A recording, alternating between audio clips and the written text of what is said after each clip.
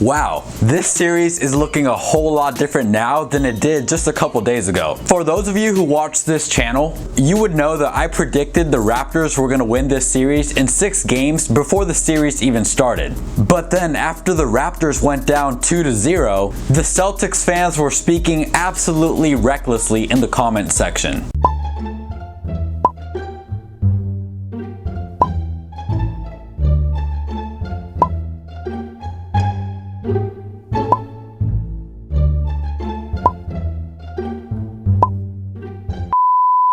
Now, I'm not going to sit here and call the Celtic fans stupid because I understand. I get it. I'm a Laker fan.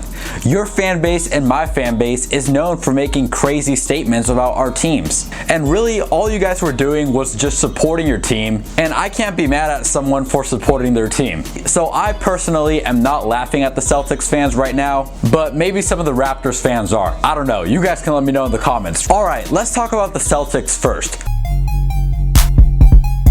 Why did they lose? What did they do well? What could they have done better? So first things first, right now the Celtics are the best perimeter defensive team in the entire bubble. And last I checked the defensive ratings, the Celtics are the best all-around defensive team as well. But yesterday's game was just a prime example of good defense but better offense. As we all know, the Raptors got extremely hot from 3 and shot nearly 40%. At the end of the day, these are professional basketball players. So even if you're playing phenomenal defense, at some point or another, it's inevitable for a team to get hot. So as a Laker fan, I could sit here and laugh at the Celtics and say, ha, you guys had a 2-0 lead and now the series is tied up 2-2. But truth be told, you guys did play good defense like I just said. So there's nothing for me as a Laker to really make fun of right now in the Celtics. And another thing that the Celtics did well, their ball movement looked really good last night. Well, with a few exceptions here and there, but every single team, every single player makes mistakes from time to time. So it's not really that big of a deal, but the ball movement looked really good. And you guys were getting a lot of open threes, they just weren't falling. And a lot of that has to do with the Raptors playing good defense as well, but we'll talk about the Raptors defense when we talk about the Raptors. But for instance, you guys shot 35 threes and most of those were pretty good looks. But of those 35, the Celtics only made 7.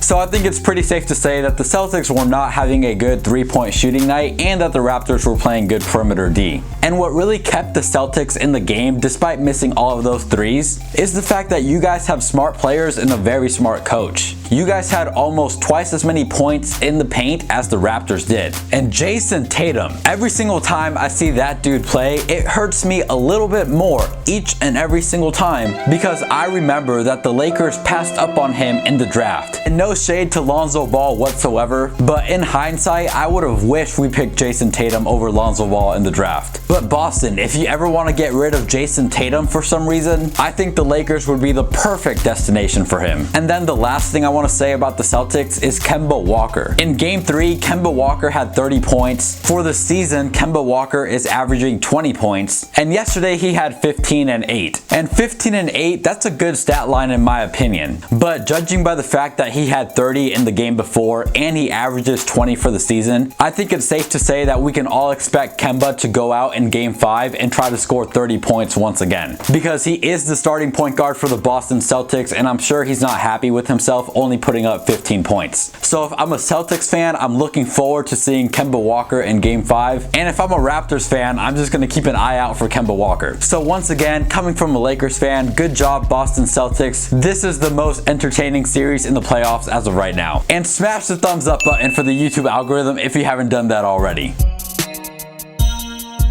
Alrighty, now let's talk about the Toronto Raptors. First things first, I am very happy you guys won. Now, like I said at the start of this video, before the series even started, my prediction was Raptors in 6. So obviously I'm gonna be happy that they won, because if Boston would have swept you guys, or if Boston would have closed out this series 4-1, then my Raptors in 6 prediction would have looked absolutely ridiculous. So the fact that you guys tied the series up 2-2, that makes me pretty happy in my prediction. After all, I did say Nuggets versus Jazz in 7, and when the Nuggets went down 3-1, the Utah Jazz fans were calling me crazy, they were calling me stupid, they were telling me all sorts of things. But then just a few days later, turns out I was right all along. And for some reason, I've gotten every single series prediction right this postseason, and I just want to see how long I can go without getting a prediction wrong. So if the Raptors can help me out and win this playoff series, I'd just be happy about that. And Toronto fans, you know what yesterday's game really reminds me of?